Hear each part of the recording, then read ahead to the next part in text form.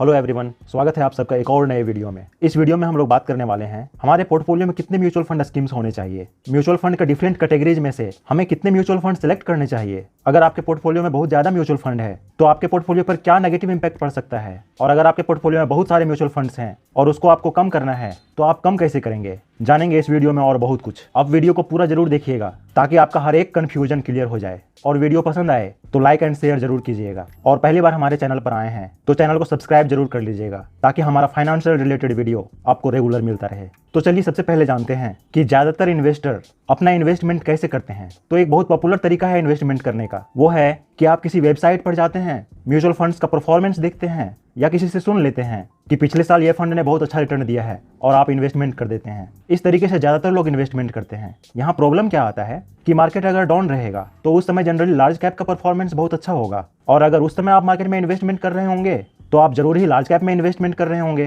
क्योंकि आपको पिछले एक साल का रिटर्न लार्ज कैप में सबसे अच्छा दिख रहा होगा। उसके बाद अगर मार्केट बुल रन में है, मार्केट बहुत अच्छा परफॉर्म कर रहा है, तो उस समय मिड कैप और स्मॉल कैप का परफॉर्मेंस बहुत अच्छा रहेगा, और इसकी बहुत ज़्यादा प्रोबेबिलिटी है कि आपको लास्ट 1 ईयर का रिटर्न अच्छा दिखेगा और आप अपना ज़्यादातर इन्वेस्टमेंट स्मॉल कैप और मिड कैप में कर देंगे।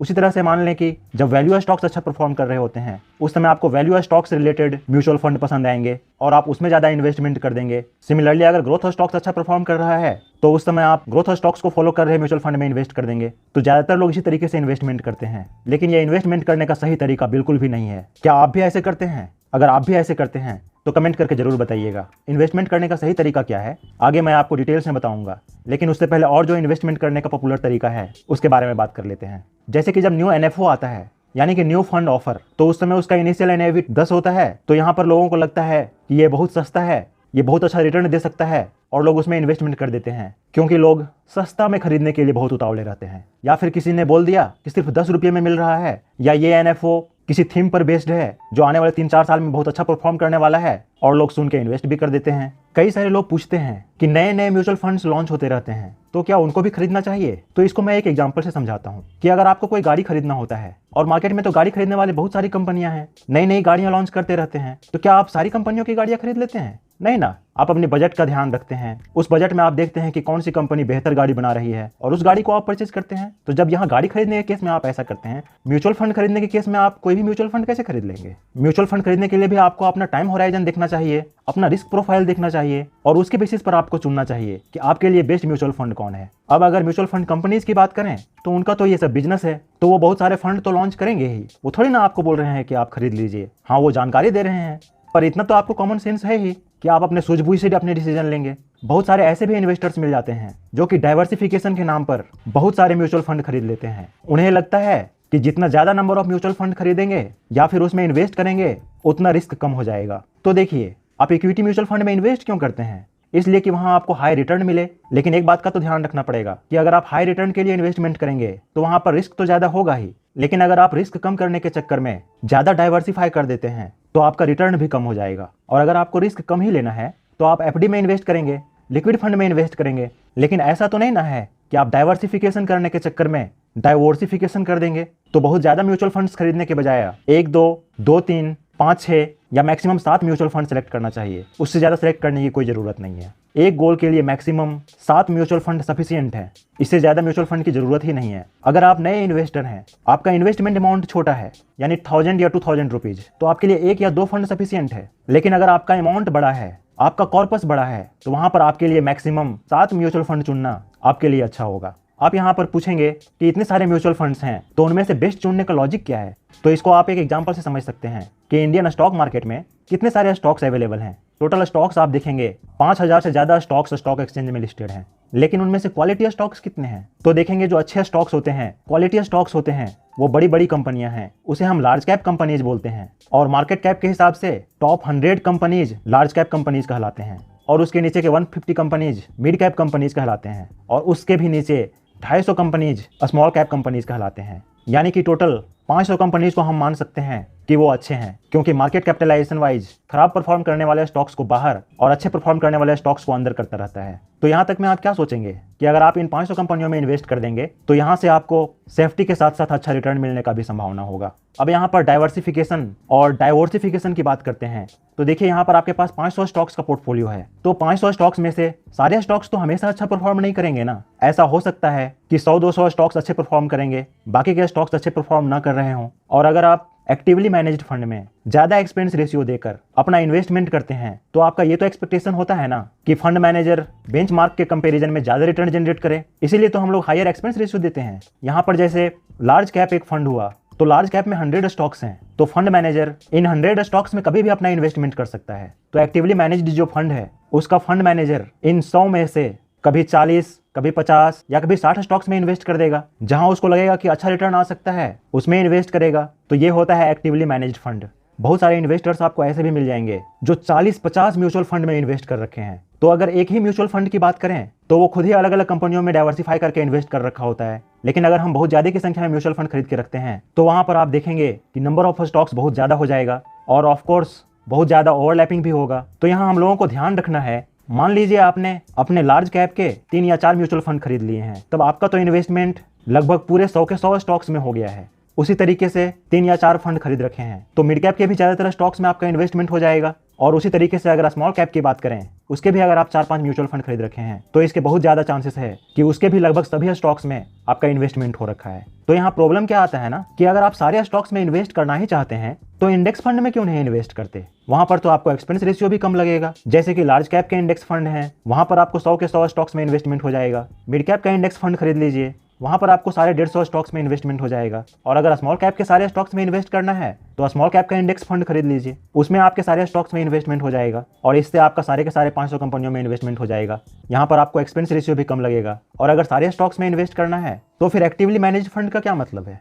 आप रिस्क ज्यादा ले रहे हैं, एक्सपेंस रेशियो ज्यादा दे रहे हैं, वो इसलिए दे रहे हैं ताकि आपको रिटर्न ज्यादा मिले। और अगर आप बहुत सारे एक्टिवली मैनेज्ड फंड में इन्वेस्ट कर देंगे और अगर आप चेक करेंगे तो लगभग सारे के सारे स्टॉक्स में आपके इन्वेस्टमेंट हो चुके होंगे, तो वहां पर फंड मैनेजर अल्फा नहीं जनरेट कर पाएगा। मान लिए कि एक फंड बहुत अच्छा रिटर्न जनरेट करके दे रहा है, दूसरा फंड मार्केट के आसपास रिटर्न जनरेट कर रहा है, पता चला तीसरा फंड मार्केट से कम रिटर्न जनरेट कर रहा है, तो वहां पर एवरेज आउट होके आपको मार्केट का ही रिटर्न मिलेगा। इसलिए नंबर ऑफ फंड्स हमेशा कम रखना चाहिए। अगर आपको सारे स्टॉक्स में इन्वेस्ट करना है, आपको लगता है कि रिस्क कम हो जाएगा, तो इंडेक्स फंड में इन्वेस्टमेंट करेंगे, वो आपके लिए सूटेबल भी होगा। देखिए अगर बेसिक्स का ध्यान रखिएगा ना, और आप अगर स्टॉक्स का पोर्टफोलियो भी बनाते हैं तो उसमें आप ज्यादातर कितना स्टॉक्स रखेंगे, ज्यादा से ज्यादा 10, 20 या 30, ताकि प्रॉपर डाइवर्सिफिकेशन हो सके, डाइवर्सिफिकेशन नहीं, और प्रॉपर रिटर्न मिल सके। सिमिलरली यहाँ म्यूचुअल फंड पोर्टफोलियो के केस में 3, 4, 5 या मैक्सिमम 7 म्यूचुअल फंड बहुत है। यहाँ पर 20, 30, 50 म्यूचुअल फंड खरीदने की कोई जरूरत नहीं है कि अलग अलग म्यूचुअल फंड के कैटेगरी में से कितने म्यूचुअल फंड को सिलेक्ट करना चाहिए। जैसे कि large cap fund, mid cap fund, small cap fund में कितना फंड सिलेक्ट करना चाहिए। तो देखिए लार्ज कैप फंड में वहां अगर आप एक्टिवली मैनेज्ड फंड के लिए जा रहे हैं तो सिर्फ एक फंड सफिशिएंट है, और अगर आप 2 या 3 म्यूचुअल फंड खरीद लेते हैं तो पोर्टफोलियो ओवरलैप बहुत ज्यादा हो जाएगा। इसका मतलब है कि एक ही तरह के स्टॉक्स में बहुत ज्यादा इन्वेस्टमेंट हो जाएगा। तो मैक्सिमम 20 या 30% से ज्यादा का ओवरलैप नहीं होना चाहिए, और अगर इससे ज्यादा ओवरलैपिंग हो रहा है तो वैसे सिमिलर म्यूचुअल फंड में आपको इन्वेस्टमेंट बिल्कुल नहीं करना चाहिए। अगर आप लार्ज कैप के इंडेक्स फंड में इन्वेस्ट करना चाहते हैं तो निफ्टी 50 का एक इंडेक्स ले सकते हैं, निफ्टी नेक्स्ट 50 का एक इंडेक्स ले सकते हैं, उनमें आपस में कोई ओवरलैपिंग नहीं है और दोनों लार्ज कैप का भी है। और अगर आपको मिड कैप के एक्टिवली मैनेज्ड फंड में इन्वेस्ट करना है तो 1 से 2 फंड बहुत है, उससे ज्यादा की जरूरत नहीं है। और हाँ, 2 फंड लेने के लिए तो ओवरलैप जरूर चेक कर लीजिएगा। और मान लें कि फ्लेक्सी कैप या मल्टी कैप में जाना चाहते हैं तो देखिए फ्लेक्सी कैप फंड में ज्यादातर इन्वेस्टमेंट लार्ज कैप में होता है, और अगर आप फ्लेक्सी कैप फंड में इन्वेस्ट कर रहे हैं तो आपको अलग से लार्ज कैप फंड में इन्वेस्ट करने की जरूरत नहीं है। सिर्फ फ्लेक्सी कैप में इन्वेस्टमेंट कर रहे हैं तो यहाँ भी 1 से 2 mutual fund more than sufficient है। और हाँ, यहाँ भी ओवरलैप जरूर देखिएगा।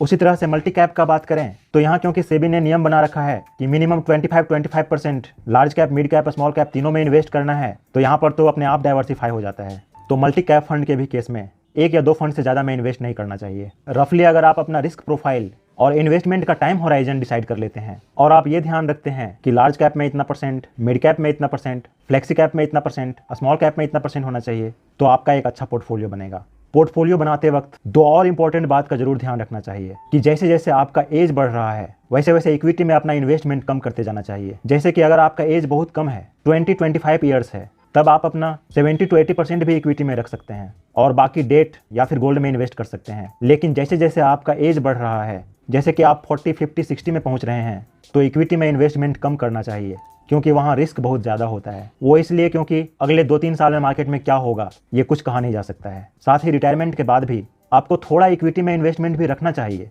ज़्यादा नहीं बोल रहा हूँ, लेकिन थोड़ा ज़रूर रखना चाहिए, क्योंकि यह आपको इन्फ्लेशन को बीट करने में हेल्प करेगा। हाँ, वहाँ पर ज़्यादा रिस्क नहीं लेंगे, इसलिए रिटायरमेंट के बाद मिड कैप और स्मॉल कैप में इन्वेस्टमेंट करने से बचना चाहिए, क्योंकि वहाँ रिस्क बहुत ज़्यादा होता है। अगर लेना भी चाहते हैं तो बैलेंस्ड हाइब्रिड फंड लेना चाहिए, या फिर लार्ज कैप या फिर कुछ फ्लेक्सी कैप में भी इन्वेस्टमेंट रख सकते हैं। और सेकंड नंबर, ये बहुत इंपॉर्टेंट है, ध्यान से सुनिएगा इसको, कि आप डाइवर्सिफिकेशन कैसे करेंगे। तो सबसे पहले तो डाइवर्सिफिकेशन करने के लिए अपना रिस्क प्रोफाइल, टाइम होराइजन और गोल को डिसाइड करना चाहिए। उसके हिसाब से नंबर ऑफ म्यूचुअल फंड्स 2, 3, 4, 5 या मैक्सिमम 7 म्यूचुअल फंड खरीदना चाहिए। अगर आपका गोल शॉर्ट टर्म है, यानी 2 साल से कम का है, तो आपको डेट म्यूचुअल फंड में रहना चाहिए, क्योंकि वहाँ investment government bond, corporate bond और गवर्नमेंट सिक्योरिटीज में होती है, इसलिए वहाँ रिस्क कम होता है। और अगर आपका गोल मिड टर्म है, यानी 2 से 5 साल, तो आपको लार्ज कैप के इंडेक्स फंड में रहना चाहिए। और अगर गोल लॉन्ग टर्म का है, फ्लेक्सी कैप, स्मॉल कैप में इन्वेस्टमेंट बढ़ाना अच्छा होगा। यहाँ पर एक और चीज़ ध्यान देने का बहुत ज़रूरत होता है कि म्यूचुअल फंड सेलेक्ट करते समय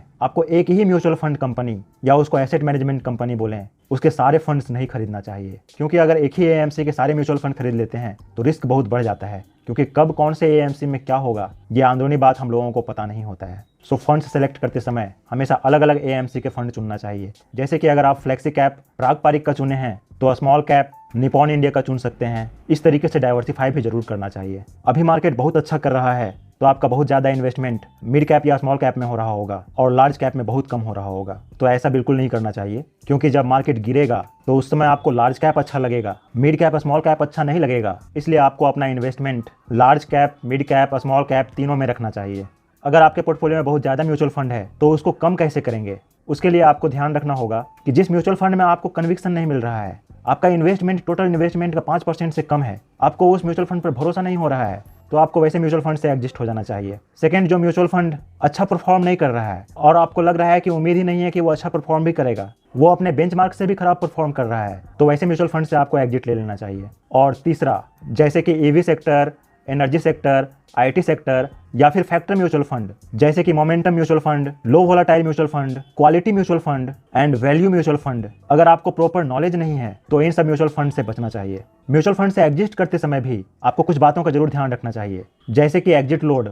अगर कुछ दिन में एग्जिट लोड खत्म होने वाला है तो आप उस समय के बाद बेचेंगे तो आपका एग्जिट लोड बच जाएगा। और टैक्सेशन का भी ध्यान रखना चाहिए, जैसे कि जो भी आपका प्रॉफिट हुआ है उसके 20% का टैक्स लगेगा। 1 साल के बाद अगर आप बेचते हैं तो जो भी प्रॉफिट हुआ है उस पे 12.5% का टैक्स लगेगा। तो यहाँ पर देखिए, जब भी लॉन्ग टर्म कैपिटल गेन की बात करते हैं तो हम बोलते हैं ना, 1 साल के बाद अगर आप बेचेंगे तो आपको 1.2 लाख तक कोई टैक्स नहीं देना होगा। मतलब कि 1 साल के बाद अगर आप इक्विटी म्यूचुअल फंड या फिर इक्विटी बेचते हैं और उस पर 1.25 लाख का प्रॉफिट बनता है तो उस पर आपको कोई भी टैक्स नहीं देना होगा। तो इसका भी ध्यान जरूर रखिएगा। अगर आपको डेट फंड में इन्वेस्ट करना है तो आपको सिर्फ एक डेट फंड ही चुनना चाहिए, क्योंकि इसमें रिस्क भी कम होता है और इसका मार्केट के साथ कोई कोरिलेशन भी नहीं होता है। इसलिए आपके लिए एक डेट फंड सफिशिएंट है। आप कोई भी डिसीजन लेने से पहले अपने फाइनेंशियल एडवाइजर से सलाह लेना मत भूलिएगा, या फिर खुद से प्रॉपर एनालिसिस करने के बाद ही कोई डिसीजन लीजिएगा, क्योंकि इस बात का ध्यान रखना बहुत ज़रूरी होता है। सुनिए सबका, लेकिन करिए वही जो आपका दिल और दिमाग कहता है। अगर आपको इस वीडियो को देखने के बाद आपकी लाइफ में कुछ वैल्यू ऐड हुआ है, आपको कुछ सीखने को मिला है, तो प्लीज़ वीडियो को शेयर, सब्सक्राइब एंड लाइक जरूर करिएगा, ताकि आपको हमारा फाइनेंशियल रिलेटेड वीडियो रेगुलर मिलता रहे। धन्यवाद।